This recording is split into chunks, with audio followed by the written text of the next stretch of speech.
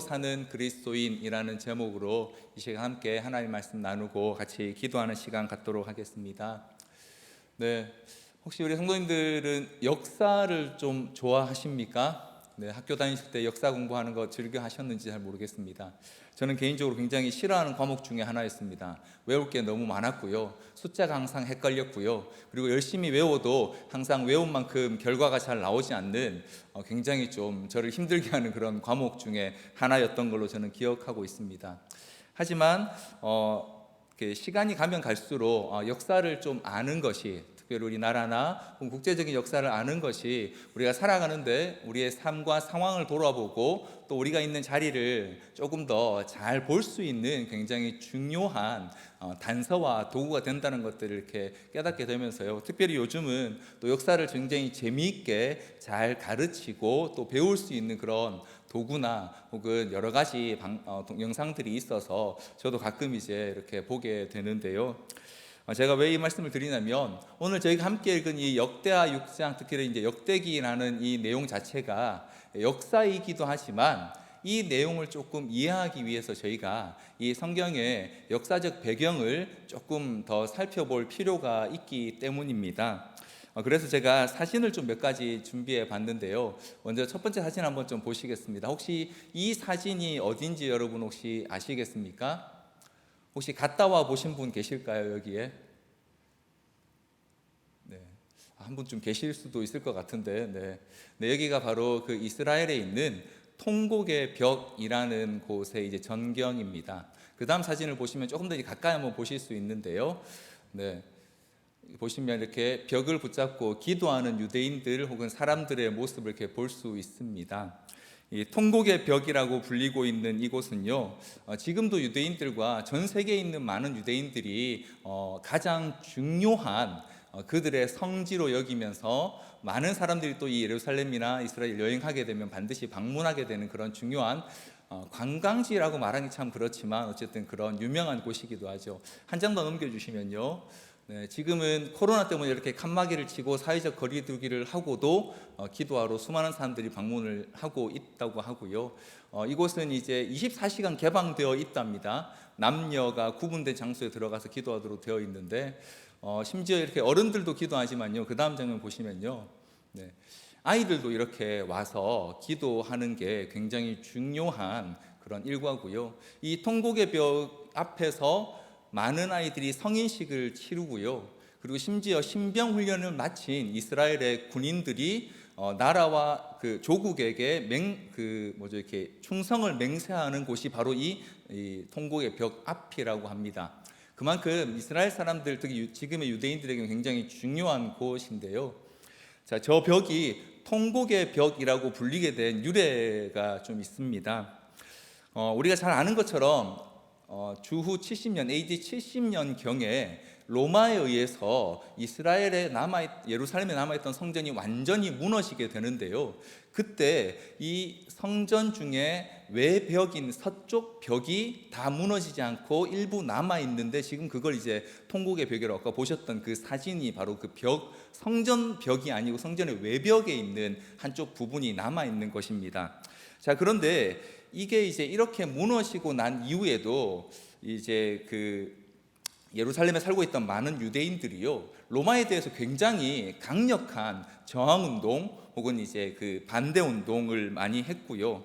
이 지속적인 저항운동 때문에 로마의 하드리아누스라는 황제가요, 130년 경에 예루살렘에 사는 모든 유대인들을 바깥으로 추방해 버립니다. 그리고는 유대인들이 할례를 받지 못하게 하는 아주 강경한 탄압을 하게 되는데요. 근데 유대인들이 이제 그 예루살렘에 더 이상 못 들어가게 하니까 그래도 자기들이 거기 꼭 가야 한다. 근데 언제 한번 갈 수 있게 허락해 주었냐면, 이 성전이 무너진 날을 기념하는 그날 단 하루만 유대인들로 하여금 이 예루살렘에 들어갈 수 있는 이제 자격을 주었다고 합니다. 그때 유대인들이 들어가서 예루살렘에서 뭘 했냐면, 바로 방금 보셨던 그 통곡의 벽 앞에 다 모여서 울면서 기도했다고 합니다. 그게 이제 이 과거로부터 오랫동안 계속되면서 저 벽을 이제 통곡의 벽이라고 그렇게 부르게 되었고요. 그 이후로 지금도 수많은 유대인들은 저곳을 방문해서 굉장히 눈물로 기도하고 있는데요. 그 다음 사진을 한 장 더 좀 보시면요. 이제 여러분 보십시오, 여러분. 이 정통파 유대인 이 복장을 한 사람인데 굉장히 지금 이렇게 슬퍼하며 기도하고 있는 모습 보이시죠? 통곡 예배에 가서 그냥 뭐 이렇게 그냥 약간 뭐 소리 내서 울고 이런 정도가 아니라 정말 통곡을 하면서 눈물을 흘리면서 기도하는 게 그 유대인들의 모습입니다. 그래서 가서 이렇게 저는 아직 가보지 못했습니다만 가보신 분들 이야기에 의하면 거기 가보면 유대인들의 그 기도하는 진지한 모습에 굉장히 큰 감동을 받는다고들 하시네요. 이렇게 지금도 유대인들은요, 저 통곡의 벽 앞에 가서 통곡하며 기도하는데 과연 뭘 기도할 것 같으세요? 지금 저 유대인이 저렇게 정말 눈물로 진지하게 기도하면서 뭘 기도할까요? 저 성전의 외벽 남아있는 유일한 이제 유적 앞에 가서 저렇게 눈물로 기도하면서 그들이 무엇을 구하고 있을까요? 그것은 바로 오늘 저와 여러분이 함께 읽었던 오늘 이 본문에 나오는 그 하나님의 약속과 그리고 조금 후에 이제 나오는 역대하 7장에 나오는 그 하나님의 증거 때문인데요. 오늘 20절 말씀에 보면 솔로몬이 기도를 하면서 자기가 지은 성전을 하나님께 바치면서 이렇게 기도합니다. 주께서 전에 말씀하시기를 내 이름을 거기에 두리라 하신 곳 이 성전을 향하여 주의 눈이 주야로 보시오며 종이 이곳을 향하여 비는 기도를 들으시옵소서라고 이렇게 말했습니다. 유대인들에게 성전은요, 단순히 우리 같은 교회 중에 하나가 아니라 하나님께서 자기의 이름을 두시기로 정한 바로 그곳이기 때문에요, 그 성전이 지금 무너지고 없어진 상황을 그들은 도저히 그냥 두고 볼 수 없는 것입니다. 그래서 성전 벽도 아니고요, 그 성전의 바깥 벽을 붙들고 지금 저렇게 통곡하고 있는 겁니다. 왜? 이 성전이 빨리 회복되어야 하거든요. 왜냐하면 그 성전이 회복되어야 그들이 경험할 수 있는 게 있습니다. 역대하 7장 1절로 3절 말씀에 나오는 내용을 제가 한번 읽어드리겠습니다. 역대하 7장 1절로 3절입니다. 솔로몬이 기도를 마치매 불이 하늘에서부터 내려와서 그 번제물과 제물들을 사르고 여호와의 영광이 그 성전에 가득하니 여호와의 영광이 여호와의 전에 가득함으로 제사장들이 여호와의 전으로 능히 들어가지 못하였고 이스라엘 모든 자손은 불이 내리는 것과 여호와의 영광이 성전 위에 있는 것을 보고 돌을 깐 땅에 엎드려 경배하며 여호와께 감사하여 이르되 선하시도다 그의 인자하심이 영원하도다 하니라. 이스라엘 백성들의 유대인들에게 성전은 하나님께서 자기의 이름을 두시겠다고 약속한 유일한 곳이고, 그리고 바로 그곳에 하나님의 임재를 경험할 수 있는 유일한 장소였기 때문에 지금도 그들에게는 이 성전을 회복하는 것이 너무너무 중요합니다. 그래서 성전의 외벽을 붙들고 저렇게 통곡하며 지금도 기도하고 있습니다. 하루 이틀이 아니고요, 벌써 1000년 넘게 저 벽을 붙들고 하나님께서 성전을 회복시켜 주시길, 이 성전 벽이 다시 성전이 되는 그날이 오기를 정말 간절하게 기도하고 있는 것입니다. 근데 여러분, 제가 이제 이렇게 말씀드렸으면 아마 이렇게 생각하실 것 같습니다. 방금 보셨던 그 성전의 외벽이 오늘 우리가 읽었던 이 솔로몬이 지었던 성전의 외벽인가? 사실은 그렇지 않습니다. 저 성전에 남아있는 외벽은요, 솔로몬이 지은 성전과는 아무런 관련이 없습니다. 여러분, 솔로몬이 지은 성전이 언제 무너졌는지 혹시 알고 계십니까? 저희들이 지금 주일날 다니엘서를 같이 보고 있는데요, 바로 그 다니엘과 친구들을 포로로 사로잡아갔던 느부갓네살 왕이 예루살렘의 솔로몬 성전을 완전히 무너뜨려 버렸고요, 그 안에 있는 모든 집기를 다 가지고 바벨론으로 옮겨갔습니다. 다시 말하면 이 솔로몬이 지은 성전은요, 아주 일찍 이미 없어져 버렸습니다. 그리고 모든 사람들이 바벨론으로 포로로 잡혀가서 70년 동안 거기에 있다가 바벨론이 아니라 그 다음 바사왕 고레스가 칙령을 내려서 유대인들 중에 뜻 있는 자들이 이 예루살렘에 돌아가서 하늘의 하나님을 위해 예배하는 처소인 성전을 재건하라는 명령을 내리게 되죠. 그때 이 유대인들 중 일부가 스룹바벨이라는 지도자와 함께 다시 예루살렘으로 돌아오게 되고요. 그리고 그들이 와서 지은 성전이 바로 이 솔로몬의 성전이 무너진 터 위에 제2의 성전을 짓게 됩니다. 바로 그 성전을 제2의 성전 혹은 스룹바벨 성전, 지은 사람 이름을 따서 스룹바벨 성전이라고 부르기도 하는데요. 그런데 문제는 이 제2 성전 벽도 방금 보신 그 통곡의 벽과 관계가 없습니다. 왜냐하면 저 통곡의 벽에 남아있는 잔해는요, 그 제2 성전도 오랜 시간 전쟁에 의해서 회파되고 무너진 것을요, 우리가 잘 알고 있는 헤롯 왕, 예수님이 태어났을 때 예수님을 죽이려고 했던 그 헤롯 이 대왕이라고 불리는 그가 저 성전을 재건합니다.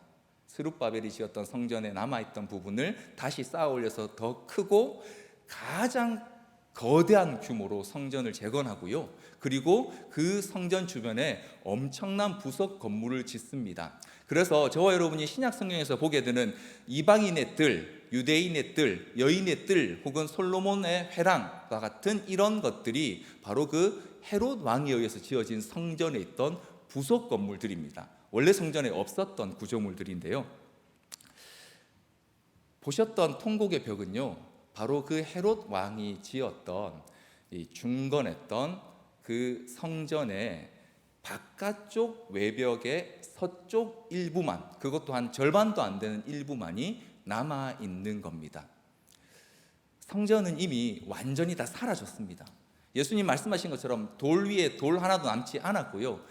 더 문제는요, 방금 보셨던 이 성전의 외벽 안쪽에 뭐가 있냐면요, 무슬림들에게 가장 중요한 성지인 바위돔 모스크라고 하는 아주 유명한 모스크가 있습니다. 처음 사진을 보셨을 때 왼쪽 상단에 황금으로 빛나는 모스크를 보셨는지 모르겠는데요, 사진을 한번 좀 잠깐 보여드리겠습니다. 그 다음 사진 한번 보여주시겠습니까? 솔로몬 성전과 솔로몬 성전과 헤롯 성전을 좀 비교한 건데요, 여러분 보시면요, 솔로몬 성전의 규모에 비해서 헤롯의 성전은 굉장히 큽니다. 어느 정도냐면요, 솔로몬 성전이 이 미식축구 경기장의 3분의 2 정도 되는데 헤롯 성전은 미식축구장 경기장의 2배 정도 규모가 되는 그런 규모입니다. 그런데 지금 저 보시면 저기 보이는 저건 성전과 여인의 뜰이라는 부속 건물까지입니다. 한 장 더 좀 넘겨주시겠습니까? 그 다음 장면 보시면요, 사실은 헤롯 성전은 저렇게 큰 거대한 울타리가 있었습니다. 저기에 보시면 저기에 이제 이방인의 뜰과 유대인의 뜰이 나눠지는 곳이 있는 겁니다. 그 중에 여러분 지금 보시는 이쪽 위쪽에 있는 일부가 남아서 지금의 통곡의 벽이라고 불리고 있는데요. 자, 그런데 말씀드린 것처럼 이제 성전은 이제 완전히 다 무너지고요. 그 다음 사진 한 장 보여주시겠습니까? 네, 한번 보여주시죠. 저기 보시면 여러분 보시는 쪽으로 오른쪽 위에 있는 저 황금색 모스크가 바로 사실은 저 성전이 있던 자리에 지어진 이슬람 사원입니다. 네, 마지막 사진 한 장 더 보시면요, 지금 예루살렘은 이렇게 구역이 나누어져 있습니다. 유대인 거주지역, 그 위쪽에 파란색이 무슬림 거주지역입니다. 그리고 기독교인 거주지역, 아르메니안 거주지역이 있는데, 여러분 보시면 서쪽 벽이라고 되어 있는 저기가 바로 통곡의 벽입니다. 그런데 그 안쪽에 바위돔 모스크라는 조기가 바로 옛날 성전의 자리가 지금 이슬람 무슬림들에 의해서 모스크로 바뀌어져 있는 거죠. 그래서 지금도 유대인들은 저 지역에 다시 성전이 회복되기를 저렇게 간절히 기도하고 있는 겁니다. 저 통곡의 벽을 붙들고요. 성전 벽도 아니고 성전의 외벽을 붙들고 말입니다. 이게 지금 이제 유대인들이 이렇게 하고 있는 기도인데요. 그런 의미에서 저 통곡의 벽은 유대인들에게 그들의 아픈 역사를 보여주는 굉장히 산 증거이기도 하지만요, 지금 유대인들이 가지고 있는 그들 마음에 있는 신앙이 믿음이라는 게 뭔지도 보여주는 아주 좋은 증거이기도 합니다. 뭐냐면 그들에게 있어서 성전은 하나님의 영광의 회복을 위해서 반드시 다시 쌓아야 하는 장소인 겁니다. 그곳만이 하나님이 선택하셨고 그곳에 바로 하나님이 임재하셔야 되기 때문에 예루살렘은 반드시 자기들이 다 회복해야 되고요. 그리고 방금 있던 그 모스크를 헐고 그 남아있는 성전 외벽을 중심으로 성전을 다시 건축하는 그것이 바로 우리는 이미 알고 있는, 그런데 유대인들이 기다리는 메시아에 의해서 회복되기를 기대하는 바로 그 하나님 나라인 것입니다. 그래서 유대인들은 지금도 제3성전을 짓기를 간절히 기대하고 바라고 있습니다. 그들은 오랫동안 하나님을 향한 믿음이라고 말하지만 사실은 지극히 자기 민족 중심적이고 자기 중심적인 기도를요 2000년 가까이 해오고 있습니다. 이걸 회복해야 하나님의 영광이 회복되는데 이게 없어서 지금 우리가 이런 수모를 당하고 있다고 말입니다. 자, 이제 제가 이 말씀을 드리는 이유는요, 앞에 보셨던 그 헤롯 성전 바로 그 안쪽에 있는 성전 건물이 바로 스룹바벨, 이제 포로 귀환한 공동체가 지었던 성전인데, 여러분 오늘 저와 여러분 읽고 있는 이 역대기의 내용이 사실은 바로 그 스룹바벨 성전 제2성전을 배경으로 하고 있습니다. 성경을 좀 읽어보신 분들은 아시겠지만요, 이 역대기 상하에 기록되어 있는 내용은 이미 열왕기 상과 하 부분에도 기록되어 있는 내용입니다. 그 중에 이스라엘이 남유다 북이스라엘로 나누어졌을 때에 다윗, 솔로몬 그리고 남유다까지만의 내용을 가지고 있는데 역대기의 상하의 내용이거든요. 그러면 이미 있던 열왕기 상하의 내용을 왜 굳이 다시 기록을 해야 했을까? 왜 굳이 그걸 다시 기록해서 포로에서 돌아와서 이제 새로운 성전을 지어 놓은 그 공동체의 이 유대인들에게, 이스라엘 백성들에게 들려주어야 했을까 하는 바로 이 지점에서부터 우리가 오늘 이 본문을 한번 좀 이해해 보려고 하는 것입니다. 과연 그 포로 당시 공동체, 이제 솔로몬 성전은 이미 무너지고 없습니다. 아마 바벨론에서 돌아온 사람들의 상당수가 이 솔로몬의 성전을 본 사람도 있었겠지만 보지 못한 사람도 꽤 있었을 것입니다. 이제 그런 상황에서 오늘 우리 함께 읽은 이 솔로몬이 성전을 다 짓고 그 화려함을 기록하고 있는 이 본문을 그들이 듣는 게 어떤 의미가 있을지, 또 이 본문은 오늘 저와 여러분에게는 과연 어떤 것을 말씀해 주고 있는지를 이제 함께 좀 한번 살펴보려고 합니다. 먼저 우리 함께 읽은 본문의 내용을 좀 간단히 한번 정리해 보겠습니다. 함께 읽은 본문의 내용은요, 이제 솔로몬이 이제 성전을 다 짓고 그 안에 물건을 다 집어넣고 난 다음에 이제 그 성전 앞에서 이 백성들을 위해서 또 백성들을 대표해서 하나님께 기도하고 있는 장면의 서두입니다. 그런데 우리 함께 읽은 18절부터 21절까지의 이 솔로몬의 기도에 보면요, 크게 세 가지 내용을 담고 있습니다. 첫 번째는요, 하나님은 하늘 위에 계시는 분이라는 사실을 솔로몬이 먼저 이야기하고 있습니다. 18절 보십시오. 하나님이 참으로 사람과 함께 땅에 계시리이까 보소서 하늘과 하늘들의 하늘이라도 주를 용납하지 못하겠거든 하물며 내가 건축한 이 성전이오리이까. 자신이 지은 이 성전이 비록 화려하고 굉장히 아름답지만 이 성전이라고 해서 하늘과 하늘 위에 계신 그 하나님을 그 성전 안에 도저히 모실 수 없다라는 거죠. 여기에 하늘과 하늘들의 하늘이라도 주를 용납하지 못한다라는 표현은 하나님은 하늘 위에 계신다라는 뜻인데, 오늘 저와 여러분은 하늘 위쪽이 어떤지 대충 알고 있습니다. 하늘이 어떤 좀 구조로 되어 있는지, 우주로 어떻게 나가는지. 근데 이 당시에 사람들에게 하늘이라고 하면 막연하고 정말 어떻게 알 수 없는 그런 대상인 거죠. 가볼 수도 없고 경험해 볼 수도 없는. 그런데 하나님이 하늘 위에 계신다는 말은 하나님은 이 모든 세상과 모든 법칙을 초월해 계신다는 그런 의미인 겁니다. 다시 말하면 하나님은 도저히 사람의 생각과 상상 혹은 사람의 어떤 계획 안에 담을 수 없는 분이라는 뜻입니다. 그렇기 때문에 당연히 자신이 지은 성전에도 하나님 온전히 모실 수가 없다라는 것이죠. 이것이 먼저 이 솔로몬이 기도의 첫 번째 드리고 있는 내용입니다. 두 번째로, 그런 하나님께 우리가 기도할 수 있는 것은 바로 하나님께서 이 성전에 자기의 이름을 두시겠노라고 약속해 주신 것 때문이라고 기도하고 있습니다. 19절에 보니까요, 그러나 주의 이름을 두겠다고 약속하신 이 성전으로 인해 드리는 이 기도에 응답해 달라라는 간구를 19절부터 20절에 하고 있는 것입니다. 하늘 위에 계신 하나님, 도저히 우리가 알 수도 없고 우리가 노력한다고 만날 수도 없고 그분이 우리를 찾아와 주지 않으시면 우리가 그분을 이해할 수 없는 그 하나님께 우리가 기도할 수 있고 그분에게 우리가 간구할 수 있는 것은 하나님께서 먼저 우리에게 이 성전에 내 이름을 두겠다고 약속해 주셨기 때문이란 사실을 먼저 하나님 앞에 그가 고백하고 있는 것입니다. 그러면서 이제 긴 기도의 내용이 22절부터 42절까지 사실 나와 있는데요. 그 모든 기도의 이제 앞부분에 이 솔로몬이 마지막으로 하나님께서 응답하지 않으시면 우리에게 소망이 없다는 간절함을 담고 기도하고 있는데요. 저희가 함께 읽은 18절부터 21절까지의 이 짧은 4절의 기도 안에 들으시옵소서라는 이 단어가 총 5번 반복되고 있습니다. 21절 마지막에는요, 이렇게 심지어 기도합니다. 하늘에서 주께서 계신 곳 하늘에서 들으시고 들으시사 사하여 주옵소서. 하나님 제발 우리의 기도를 들으시고 응답해 달라고.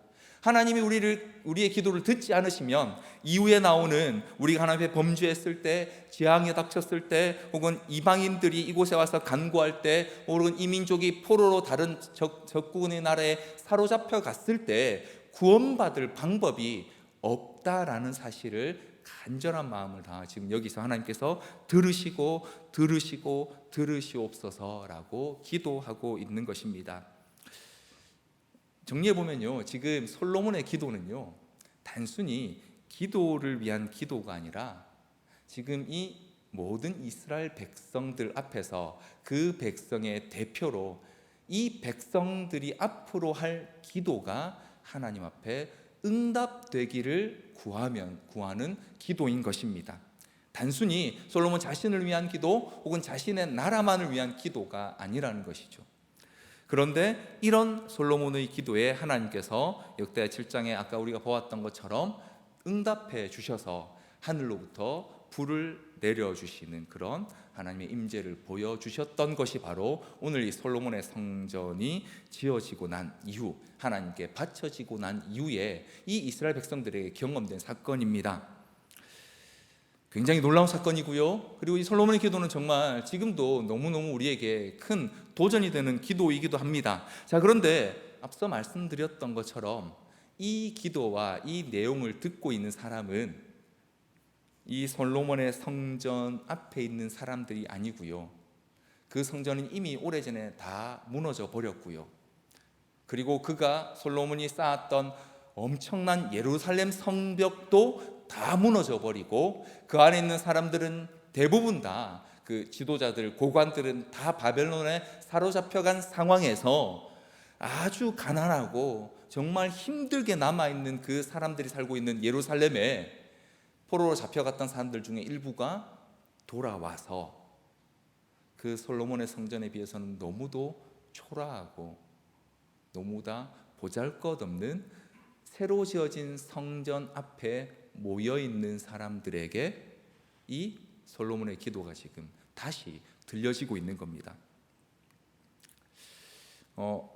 이제 에스라서에 보면 이 스룹바벨 성전 제2성전이 지어지고 그것이 하나님 앞에 다시 봉헌될 때 상황이 나오는데요.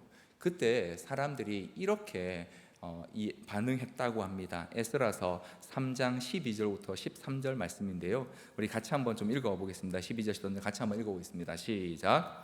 제사장들과 레위 사람들과 나이 많은 족장들은 첫 성전을 보았으므로 이제 이 성전의 기초가 놓임을 보고 대성통곡하였으나 여러 사람은 기쁨으로 크게 함성을 지르니 백성이 크게 외치는 소리가 멀리 들리므로 즐거이 부르는 소리와 통곡하는 소리를 백성들이 분간하지 못하였더라. 처음 성전을 본 사람들은 이게 너무 초라해서 너무 보잘것없어서 대성통곡했는데 그 대성통곡하는 소리와 그 성전을 못 보고 그래도 우리가 이제 이 힘든 가운데 성전을 다시 지어놓으라고 기뻐하는 사람들 소리가 막 섞여 있는 장면을 여기 기록하고 있는데요. 근데 특이한 것은 이 두 번째 성전을 하나님이 바칠 때는요, 방금 우리가 함께 읽었던 본문 앞에 나오는 하나님의 언약궤가 성전에 들어가는 기록이 없습니다.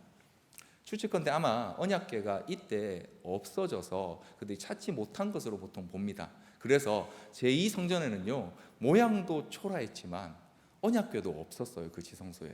그러니 그 사람들이 그 성전에 대해서 얼마나 큰 상실감을 느꼈겠습니까? 그래서 어쩌면 그들은 굉장히 하나님 앞에 서기가 두렵기도 하고 혹은 하나님을 믿고 살아가는 삶을 유지하기가 어려웠을 것입니다. 심지어 당시 이 포로로 잡혀갔다가 돌아온 사람들이 있었던 예루살렘은요 성벽이 없었습니다. 그래서 외적들이 언제든지 그들에게 쳐들어와서 그들을 위협하고 그들의 삶을 무너뜨릴 수 있는 그런 상황에서 성전을 먼저 지었단 말이죠. 그들에게는 의심과 회의가 있었을 것입니다. 과연 오늘 우리 함께 읽었던 이 솔로몬의 기도, 솔로몬의 낙성식과 같은 이런 하나님의 영광, 하나님께서 조상들에게 약속하셨던 그 영광이 회복될 수 있을까? 성전은 너무 초라하고 언약궤도 없고 성벽도 다 무너져 버려서 살아가는 것조차 힘든 이 상황 가운데서 과연 하나님의 영광이 회복될 수 있는 것인가? 또 이런 회의가 있었을 것입니다. 바벨론에서 이미 정착해서 잘 살고 있었는데, 여러분 그 바벨론 어떤 바벨론입니까? 우리가 잘 알고 있는, 우리 함께 보고 있는 다니엘과 그 친구들이 고관으로 있는 곳이거든요. 나름 거기서 자리를 잡은 사람들이 꽤 많았을 것입니다. 이런저런 삶의 터전들을 이미 다 꾸렸을 수 있습니다. 70년이 지났으니까요. 그런데 거기서 돌아왔단 말이죠. 다 버려놓고 이 성전 회복하겠다고. 이게 과연 잘한 일이었을까? 그런 그들 앞에 지금 이 솔로몬의 기도가 들려지고 있는 것입니다. 사랑하는 성도 여러분, 저는 이 바벨론에서 귀환한 포로 공동체의 사람들의 마음을 좀 이렇게 묵상하다가요, 오늘 우리의 상황과 너무 유사하다는 생각을 했습니다. 예배를 위해 마음껏 모이기도 어렵습니다. 그나마 이렇게 모일 수 있는 것도 너무 감사하지만 한동안 저희는 전혀 모일 수 없는 상황을 경험했습니다. 심지어 우리 교회 공동체의 가장 핵심이라고 할 수 있는 교제하는 일조차 이제 마음껏 할 수 없어요. 속으로 모이는 거 아직 할 수 없고요. 같이 만나서 식사하는 거 그것도 할 수 없습니다. 우리 마음에 동일한 의심이 있을 수 있습니다. 그리고 요즘 이 한국 사회에서 교회 혹은 그리스도인이라는 이미지가 어떻습니까? 세상으로부터 미움과 또 의혹의 눈초리를 받는 대상이 되어버렸습니다. 어디에 가서 내가 그리스도인임을 드러내는 것이 너무 부끄러운 일이 될 수 있는 상황이 이제 확 만연해 버렸습니다. 가끔 저도 식당에 가서 기도하고 나면요, 왠지 옆에 있는 사람이 이렇게 쳐다보다가 멀리 가는 것 같은 그런 느낌 아닌 느낌을 받을 때가 있습니다. 포로 공동체가 겪었던 그때의 그 상황, 과연 하나님의 영광이 회복될 수 있을까? 우리가 바벨론에 살고 있던 것들을 다 버리고 돌아온 게 과연 잘한 일일까 하는 그 의심과 회의가 오늘 저와 여러분의 마음속에도 동일하게 있을 수 있다는 것이죠. 저는 그런 생각을 해봅니다. 우리 그리스도인들이 지금 이런 의심에 사로잡혀 있을 수 있습니다. 이제 개인적으로 신앙생활하고 예배드리고 또 집에서 내가 인터넷으로 정말 좋은 말씀 듣고 강의 듣고 하는 거는 괜찮지만, 공적인 자리 혹은 사람들을 만나거나 공공의 자리에서 내가 그리스도인임을 드러내는 이것이 과연 선한 영향력을 끼치는 일이 될 수 있을까? 다시 이전처럼? 이전에 그래도 그리스도인이라고 하면, 교회에 다닌다고 하면 그래도 좀 정직하겠거니 좀 믿을만 하겠거니 하는 그런 시대가 다시 올 수 있을까? 그런 의심이 우리 안에 있을 수 있는 것 같습니다. 또한 이런 회의도 있는 것 같습니다. 이런 상황에서 지금 한국교회가 완전히 다 무너져가고 있는 상황에서 나 한 사람이 노력한다고 해서 과연 하나님의 영광이 나타날 수 있을까? 내가 노력하는 게 과연 어떤 의미, 어떤 영향력이 나타날 수 있을까 하는 의심도 우리 안에 있을 수 있습니다. 오늘 저는 그런 의미에서 포로 공동체, 포로에서 돌아온 그 이스라엘 백성들이 이 솔로몬의 성전의 낙선식과 이 솔로몬의 기도를 들을 때와 오늘 저와 여러분의 상황이 크게 다르지 않다라는 생각을 하면서요, 이것을 통해서 우리는 오늘 이 시간 과연 성전이 무엇인가 한번 생각해 보기 원합니다. 사랑하는 성도 여러분, 저와 여러분에게 성전 혹은 교회는 어떤 의미입니까? 혹시 저와 여러분에게도 지금 유대인들이 기대하는 것 같은 그런 기대가 있지 않습니까? 무너진 성전을 빨리 회복해야 하나님의 영광이 나타날 수 있다고, 눈에 보이는 그 건물이든지 조직이든지 혹은 그게 사람의 모임이든지 이걸 빨리 다 온전하게 회복해야 우리가 이 땅에서 나름 좀 영향력을 쓸 수 있는 단체가 될 수 있을 것이라고 그렇게 기대하고 계시진 않습니까? 그런데 오늘 함께 읽은 이 성경 말씀은요, 솔로몬의 기도는요, 우리에게 성전의 가치가 건물의 가치가 아니라고 말씀하고 있습니다.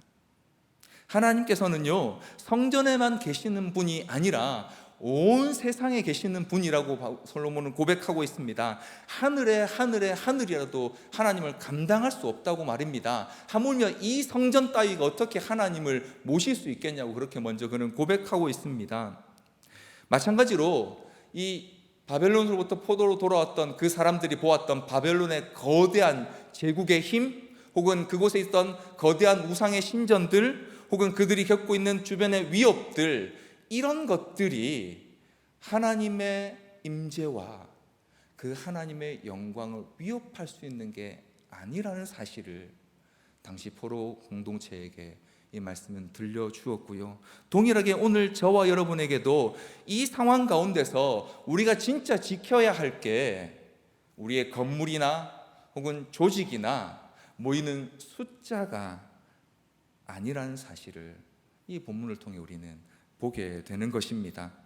크고 놀라우신 하나님, 하늘도 감당할 수 없는 그 하나님께서 그 성전을 자기의 이름을 두기로 정하셨다는 것은 그들 가운데 함께 하시기로 약속해 주셨다는 것이죠. 그런 의미에서 성전은 굉장히 중요한 증거입니다. 하나님께서 그들 가운데, 이스라엘 백성 가운데 함께 하신다는 증거입니다.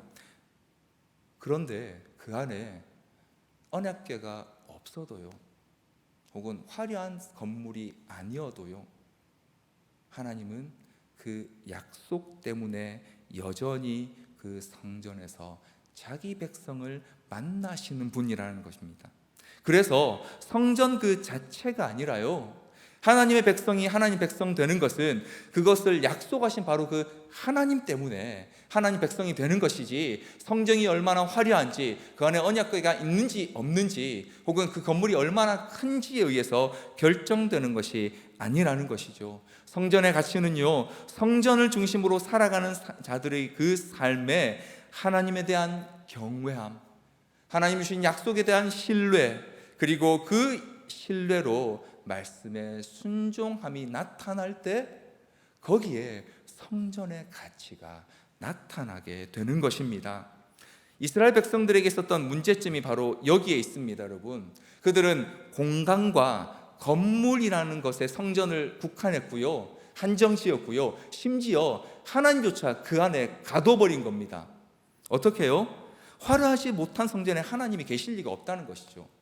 혹은 반대로 이렇게 초라한 성전에 계신 하나님이 제대로 된 신일 리 없다라고 그들은 은연중에 생각한 것입니다. 그래서 그 결과로 나타난 그들의 삶의 증거들이 있습니다. 바로 말라기 선지자의 지적인데요, 하나님을 성전에만 계시는 분으로 가두고 나니까 그들이 어떤 행동을 했냐면요, 말라기 1장 6절로 7절에 보니까 그들의 제사장과 지도자들은 이렇게 행동했습니다. 말라기서 1장 6절로 7절을 같이 한번 읽어보겠습니다. 우리 같이 읽겠습니다. 시작. 내 이름을 멸시하는 제사장들이나 나 만군의 여호와가 너희에게 이르기를, 아들은 그 아버지를, 종은 그 주인을 공경하나니 내가 아버지일진데 나를 공경함이 어디 있느냐? 내가 주인일진데 나를 두려워함이 어디 있느냐 하나, 너희는 이르기를 우리가 어떻게 주의 이름을 멸시하였나이까 하는도다. 너희가 더러운 떡을 나의 제단에 드리고도 말하기를 우리가 어떻게 주를 더럽게 하였나이까 하는도다. 이는 너희가 여호와의 식탁은 경멸히 여길 것이라 말하기 때문이라. 제사장들이 이렇게 행동했다는 겁니다. 하나님의 제사를요, 하나님의 예배를 아주 가볍게 경멸히 여겼습니다. 심지어 백성들은요 이렇게 살았다고 합니다. 말라기 2장 16절 말씀을 같이 한번 읽어보겠습니다. 같이 읽겠습니다. 말라기 2장 16절 말씀인데요, 우리 같이 한번 보겠습니다. 제가 한번 읽어드리겠습니다. 이스라엘의 하나님 여호와가 이르노니 나는 이혼하는 것과 옷으로 학대를 가리는 자를 미워하노라. 만군의 여호와의 말이니라. 그러므로 너희 심령을 삼가 지켜 거짓을 행하지 말지니라. 이스라엘 백성 가운데요, 이혼하는 것, 그리고 이방 여인과 결혼하는 것뿐만 아니라 자녀를 혹은 다른 이웃을 학대하는 일들이 공공연하게 일어나고 있었다는 것이죠. 왜요? 하나님이 성전에만 계시니까요. 너무 초라한 성전에 계신 하나님이라 별로 두렵지가 않았거든요. 마지막으로 말라기 3장 13절로 15절은 또 그들의 삶의 모습을 이렇게 보여주고 있습니다. 13절부터 15절 말씀 우리 같이 한번 더 읽어보겠습니다. 13절부터 같이 읽겠습니다. 여호와가 이르노라. 너희가 완악한 말로 나를 대적하고도 이르기를 우리가 무슨 말로 주를 대적하였나이까 하는도다. 이는 너희가 말하기를 하나님을 섬기는 것이 헛되니 만군의 여호와 앞에서 그 명령을 지키며 슬프게 행하는 것이 무엇이 유익하리요? 지금 우리는 교만한 자가 복되다 하며 악을 행하는 자가 번성하며 하나님을 시험하는 자가 화를 면한다 하노라 함이라. 성전을 건물로, 공간으로 규정하고 하나님을 그 안에 넣었더니 그들의 삶의 모습이 이렇게 되었다는 겁니다. 하나님의 제사도 별로 중요하지 않고요, 이웃을 사랑하는 것도 전혀 중요하지 않고요, 그리고 그들의 삶에서 하나님을 섬기며 말씀을 지키는 것이 무슨 유익이 있겠느냐라고 하는 그런 삶의 결과들이 나타나게 되었다는 것입니다. 우리가 오늘 이 땅의 한국 교회가 겪고 있는 일들을 이 말씀에 비추어 생각해 보면요, 교회를 혹은 그리스도인들을 무시하거나 혹은 증오하거나 미워하는 세상의 태도가 문제가 아니고요, 사실은 지금 저와 여러분이 성전의 가치를 어디에 두고 하나님을 어디에 모시고 있는가에 의해서 사실은 우리의 모습이 결정된다는 것입니다. 사랑하는 성도 여러분, 오늘 저와 여러분에게 성전은 무엇입니까? 오늘 저와 여러분에게 성전은 어떤 곳입니까? 건물입니까? 아니면 조직입니까? 아니면 모이는 사람의 숫자인가요? 혹은 교회가 하는 어떤 일들에 있습니까? 신약 성경은 우리에게 성전이 어떻게 넘어오게 됐는지를 사도행전 2장 1절로 3절에 이렇게 보여주고 있습니다. 제가 한번 읽어드리겠습니다. 오순절 날이 이미 이르매 그들이 다 같이 한 곳에 모였더니 호련히 하늘로부터 급하고 강한 바람 같은 소리가 있어 그들이 앉은 온 집에 가득하며 마치 불의 혀처럼 갈라지는 것들이 그들에게 보여 각 사람 위에 하나씩 임하여 있더니, 솔로몬이 기도하였을 때 하나님의 응답하셨던 그 불의 임재가요, 이제 각 사람에게 나누어지게 됩니다. 성전을 하나님께서 하나님의 임재를 각 사람에게 나누어 주셨고요, 그리고 그 이후에 하나님께서는 저와 여러분이 주의 이름을 두시기로 정한 성전에 합당하도록 만들어 가신다고 에베소서 말씀은 우리에게 그리스도 예수 안에서 함께 지어져 간다고 그렇게 말씀하고 있습니다.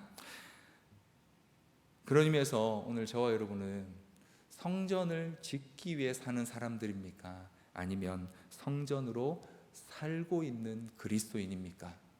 유대인들이 지금도 그 성전에 남아있는 벽을 붙들고 이 성전이 회복되어야 하나님의 영광이 살아난다고, 우리가 하나님 백성 될 수 있다고 하는 그것처럼, 혹시 저와 여러분은 성전을 짓기 위해, 그것이 어떤 것이든지 간에 그 일을 위해 살고 있습니까? 아니면 오늘 예수 그리스도께서 저와 여러분에게 맡겨주신 성전 되는 삶, 성전으로 함께 지어져 가는 그 삶을 위해 살고 있습니까? 다시 말씀드리면 성전의 가치는요, 성전의 건물에 있는 것이 아니라 그 성전으로 살아가는 자들의 삶에 나타나는 하나님께 대한 경외함, 하나님의 약속을 신뢰하고 그 말씀에 순종하는 것을 통해 나타나게 되는 것입니다. 그러할 때 저와 여러분 안에 있는 그 의심과 회의가 무너질 수 있습니다. 성전을 지금도 건물로 보게 된다면, 우리 앞에, 우리 외부에 지어지는 어떤 것들로 보게 되면요, 우리에게 있는 그 의심과 회의를 무너뜨릴 수 없습니다. 우리가 과연 개인적인 일 외에 다른 공적인 자리에서 하나님 백성으로 사는 그것이 선한 영향력일 수 있을까? 혹은 오늘 내가 노력하는 이것이 하나님의 영광을 위해 무슨 의미가 있을까? 이 의심과 회의를요, 우리 겉에 있는 것들로 세우려고 하면 도저히 우리는 그것들을 무너뜨릴 수도 없고 거기에 세울 수 있는 것도 없습니다. 그러나 성전되는 삶으로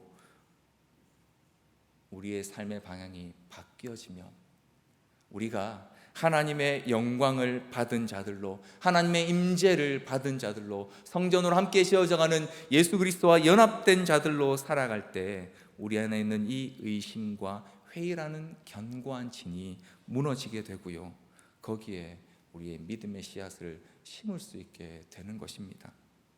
우리가 그렇게 산다고 해서요, 상황과 환경이 변하진 않습니다.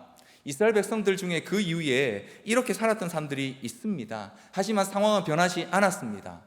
중요한 것은 변하지 않는 상황 가운데서 그들은 믿음의 씨앗을 심었고요, 그리고 그 믿음의 씨앗이 메시아 되신 예수 그리스도 안에서 온전히 열매 맺게 되고, 그리고 그 믿음의 열매들이 오늘 저와 여러분에게까지 하나님의 성전으로 지어져 가는 일들 통해서 전해지고 있다는 것입니다. 그런 의미에서 우리는 성전을 세워가는 사람이 아니라 성전으로 살아가는 사람, 그리고 그 성전을 온전히 성전되게 하는 하나님의 일에 우리 자신을 맡겨드리는 사람이 되어야 할 것입니다.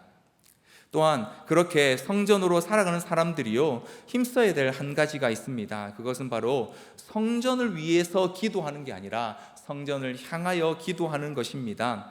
지금도 유대인들이 하고 있는 기도는 성전을 향하여 하는 기도 같지만 사실은 성전을 위한 기도죠. 성전을 다시 세워야 하니까요. 하지만 오늘 본문에 나오는 것처럼요, 하나님께서 우리의 기도에 응답하시는 것은요, 성전 때문이 아니라 하나님의 약속을 기억하는 그 기도 때문입니다. 21절 말씀 한번 보십시오. 이렇게 솔로몬이 기도합니다. 주의 백성 이스라엘이 이곳을 향하여 기도할 때에, 마지막에 보면요, 주께서 계신 곳 하늘에서 들으시고 들으시사 사하여 주옵소서라고 말하고 있습니다. 하나님이 어디 계십니까? 성전이 아니고 하늘에 계십니다. 하나님이 본래 계셔야 할 그곳에 계십니다. 온 우주에 충만해 계십니다. 그런데 그분이 우리의 기도를 들으시는 이유가 20절에 나오는 것처럼 내 이름을 두기로 정하신 그곳, 이 성전을 향하여 그들이 기도하기 때문에 하나님께서, 주께서 하늘에서 들으신다는 것이죠.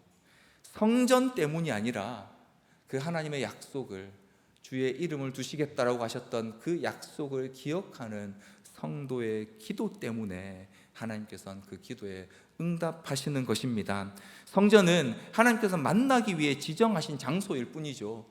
중요한 것은 하나님께서 우리를 만나기를 원하신다는 것입니다. 우리를 찾고 계신다는 것이죠. 우리가 그분 앞에 나아가기를 원하신다는 것입니다. 그런 의미에서요, 우리는 성전을 위해서 기도해야 될 사람들이 아니라 성전을 향하여 기도해야 하는데, 그러면 구체적으로 성전을 향해 기도한다는 것은 무엇이라고 할 수 있을까요? 오늘 본문에 앞서 말씀드린 것처럼 하나님의 약속을 신뢰하고 하나님의 뜻을 구하는 삶과 기도가 바로 이 성전을 향하는 기도인 것입니다. 예수님께서 가르쳐 주신 기도에 그 내용이 아주 잘 나타나 있습니다.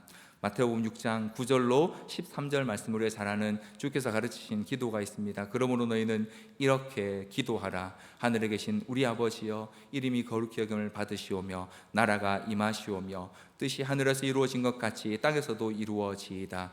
오늘 우리에게 일용할 양식을 주시옵고 우리가 우리에게 죄 지은 자를 사하여 준 것 같이 우리 죄를 사하여 주시옵고 우리를 시험에 들게 하지 마시옵고 다만 악에서 구하시옵소서. 나라와 권세와 영광이 아버지께 영원히 있사옵나이다. 아멘. 이 기도는 성전을 위한 기도가 아니라요, 성전되게 하신 우리 안에서 어떻게 하나님의 뜻이 또 그분의 임재가 이루어지게 지도록 기대하며 드리는 기도인 것입니다.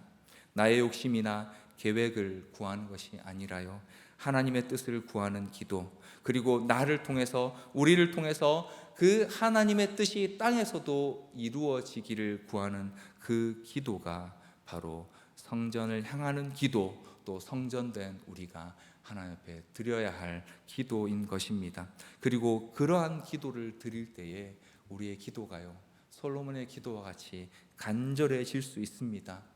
왜냐하면 우리가 할 수 있는 일을 구하는 것이 아니기 때문입니다.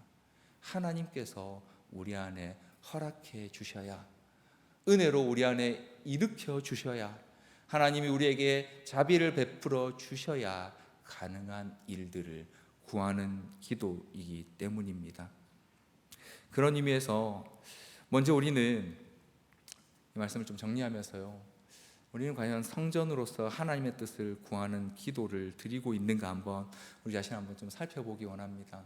사랑하는 성도 여러분, 과연 우리는 어떻게 얼마나 기도하고 있습니까? 우리의 기도는 과연 어떤 내용들을 담고 있습니까? 혹시 우리의 기도는 나의 성전을 쌓기 위한 기도가 아닌가요? 내가 생각하는 것들, 내가 계획하는 것들, 혹은 내가 원하는 것들을 이루기 위해서 그분의 도움이 필요하기 때문에 하는 기도 아닙니까? 혹시 정말 우리가 하나님을 신뢰하고 나는 다 알지 못하지만 나를 향한 그분의 뜻이 있는 것으로 믿고 그것들이 이루어지기를 기대하고 기도하는 성전을 향한, 성전으로 드리는 기도입니까? 그리고 나의 그 기도로 인해 하나님의 임재가 나타나게 되고 나뿐만 아니라 다른 사람들이 성전을 향해서 기도하게 하는 기도가 우리의 기도입니까? 아니면 나 혼자 그저 성전을 쌓기 위해 하는 기도입니까? 그동안 우리 한국교회는요, 성전을 쌓는 기도를 참 많이 해온 것 같습니다. 그래서 그것들이 자꾸 무너지는 것을 지금 우리는 보고 있습니다. 건물이 무너지는 것뿐만 아니라 사람도 무너지고요, 그리고 마치 교회도, 우리의 믿음도 무너질 것처럼 그렇게 보이고 있습니다. 그런데 만약 그것들이 우리가 우리의 성전을 쌓기 위한 기도 때문에 생겨난 결과라면 반대로 그것들은 반드시 무너져야 할 것입니다. 무너져야 거기에서 성전으로 살아가는 저와 여러분의 삶을 통한 성전을 향한 기도와 그리고 하나님의 진짜 임재와 영광이 우리의 삶을 통해 나타날 수 있기 때문입니다. 만약 지금 저와 여러분이 겪고 있는 이 일들이 이스라엘의 과거 포로의 시기와 그리고 돌아오게 하시는 그 과정들을 통해서 하나님이 원치 않는 것들을 쌓았던 것들을 무너뜨리시고 하나님이 원하시는 것들로 쌓게 하시는 과정이라면 우리는 오히려 이 과정을 통하여서 하나님께서 우리 안에 이루실 일들을 우리의 마음으로 기대하고 또 사모하며 성전으로 살아가기를, 그래서 성전된 자로서 성전을 향하여 하나님의 약속을 신뢰하며 그분을 경외함으로 기도하는, 그래서 우리 때문에 또 다른 이들이 성전을 향하여서 기도하게 되는 만민이 기도하는 집으로 세워져 가게 될 줄 믿습니다. 오늘 이 솔로몬의 성전을 향한 기도가 오늘 저와 여러분의 기도가 되고 또 우리의 삶의 기도가 되어서 하나님의 약속을 신뢰할 뿐만 아니라 하나님을 경외함으로 그분의 뜻이 우리의 삶에 온전히 이루어지기를 기도하고 성전으로 살아가는 저와 여러분 되기를 간절히 소원합니다. 우리 시간이 말씀을 기억하면서 같이 한번 찬양하며 기도하기 원하는데요, 우리는 주의 움직이는 교회라는 찬양입니다. 우리 가사를 좀 생각하시면서 같이 한번 찬양하면서 또 하나님 앞에 기도하며 나가도록 하겠습니다.